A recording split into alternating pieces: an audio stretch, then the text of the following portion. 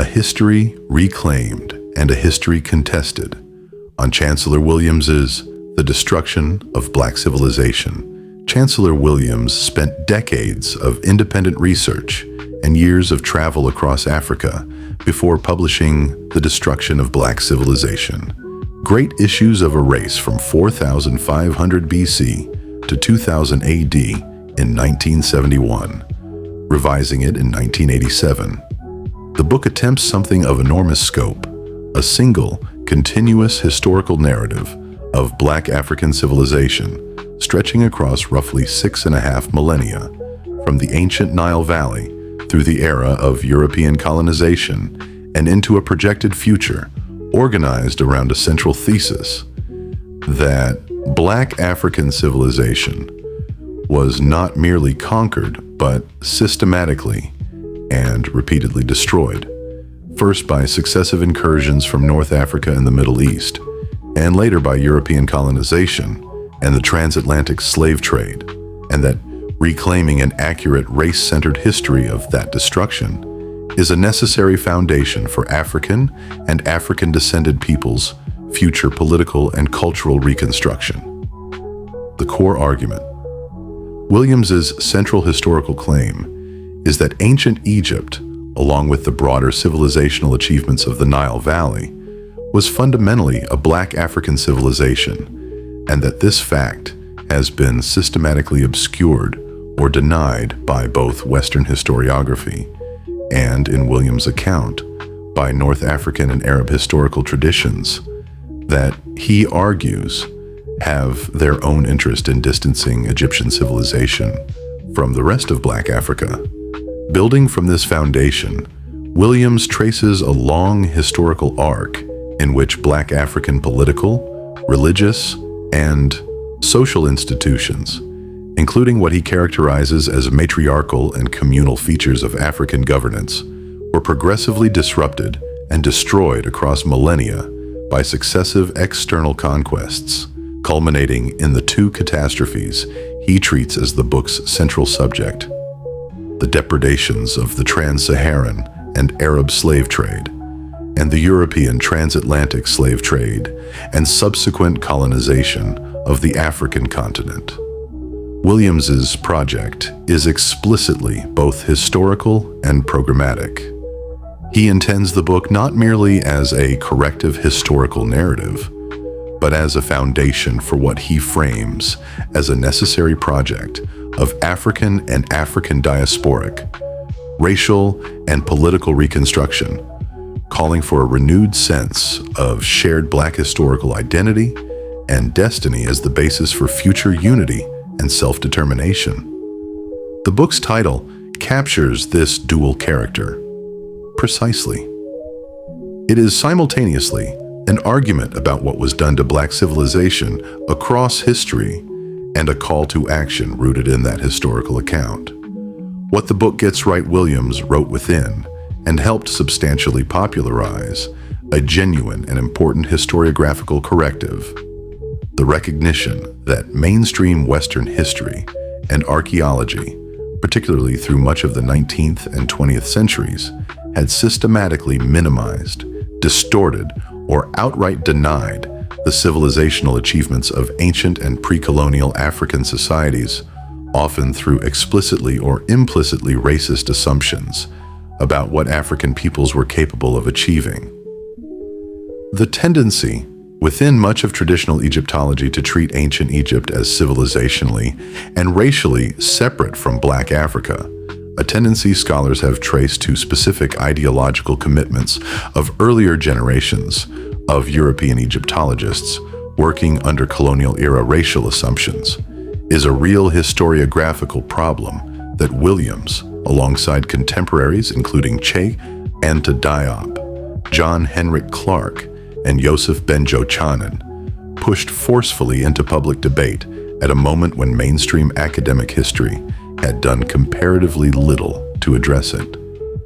The book's impact on Black intellectual and educational life has been substantial and durable in ways that extend well beyond its reception in professional academic history.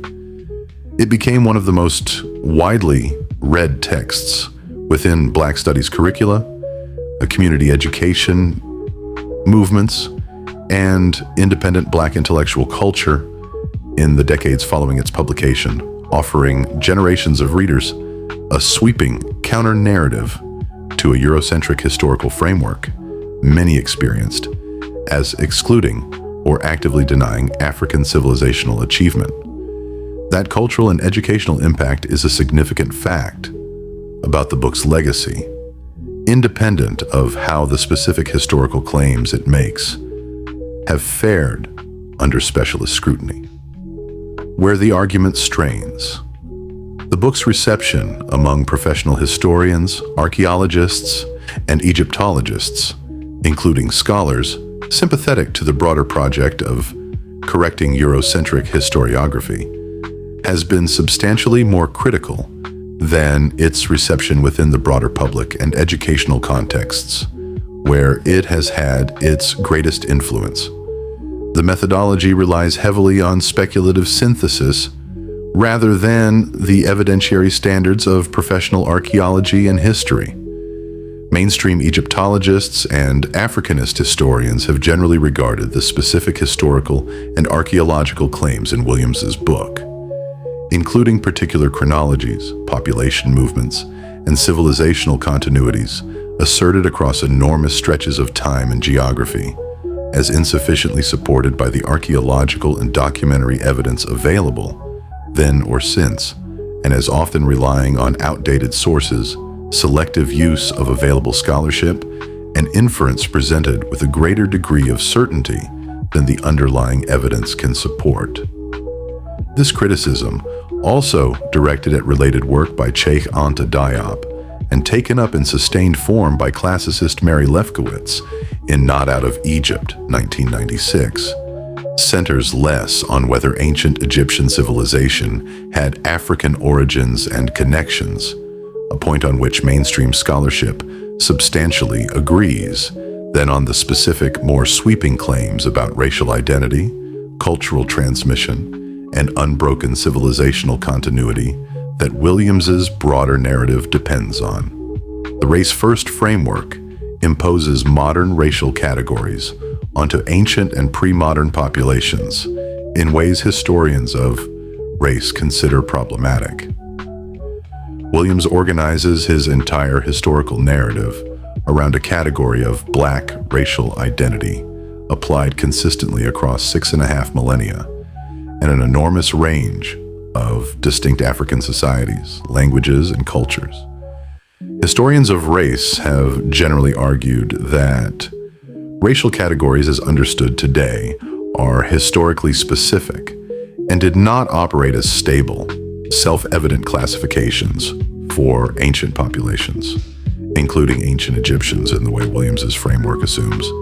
meaning the book's organizing category may itself be doing more analytical work than the historical evidence can bear. A criticism that applies as much to European racial categorization of history as to Williams's inversion of it. The treatment of Arab and Islamic conquest and slave trade has drawn charges of its own essentialism. Williams's account of North African and Arab involvement in slave trading and conquest across African history is delivered in terms some scholars have characterized as sweeping and totalizing in ways structurally similar to the Eurocentric historiography. The book otherwise critiques treating Arab or Islamic actors as an undifferentiated, continuously hostile external force across many centuries and distinct political contexts, rather than examining the specific, varied, and often internally contested history of these interactions with the same granularity Williams brings to critiquing European historiography's treatment of Africa. The book sits outside and has been largely excluded from the standards and institutions of professional academic history. Whatever its cultural and educational influence, the destruction of Black civilization was not subject to the peer review process of professional historical scholarship, and mainstream historians and archaeologists have generally placed it along with much of the broader Afrocentric historical tradition. It helped found, later developed further by scholars including Molefi Asante, outside the boundaries of accepted historical method, even as many of the same scholars acknowledge the legitimacy of the underlying grievance about historiographical erasure that motivated the book's project. Why the book still matters. The gap between the book's marginal standing within professional academic history and its enormous and continuing influence within Black educational and intellectual culture is itself a significant fact worth sitting with, rather than resolving in either direction. Williams's underlying diagnosis that mainstream Western historiography for generations minimized or erased African civilizational achievement under the influence of racist assumptions identifies a real and well-documented problem that legitimate, professionally rigorous scholarship on ancient Africa and Egypt has also worked independently and through different methods to correct in the decades since Williams wrote. Where his book runs into difficulty is in the specific, sweeping historical claims it builds atop that diagnosis. Claims that most professional historians and archaeologists regard as exceeding what the evidence can support. Readers encountering the book today are best served by holding both facts at once: the legitimacy of the grievance that animated it, and the genuine methodological limitations of the historical narrative it constructs in response. Note: this essay engages Williams's arguments and the surrounding critical debate in summary and analytic form. For direct engagement with his reasoning, consult the original text, alongside both the broader Afrocentric historiographical tradition associated with Cheikh Anta Diop and Molefi Asante, and its critical reception within mainstream Egyptology and African historiography, including Mary Lefkowitz's Not Out of Egypt